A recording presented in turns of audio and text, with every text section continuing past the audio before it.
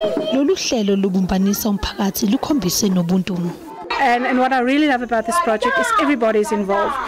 Once a month, once in 6 weeks, we come together, we have tea, we crochet, we knit, we swap patterns, and we've got very talented ladies that teach us, and it's just everybody in the community. Kulaba abelukayo lo msebenzi ngothando. Uthi bazizwa bengogogo balezi zingane, uthi bake baze kulinkulisa, uthi kwesinye isikhathi bayacula badlale nezingane, lokho kubenza bajabule. Ijabulo ibibhale ebusweni kodado othisha kanye nabazali.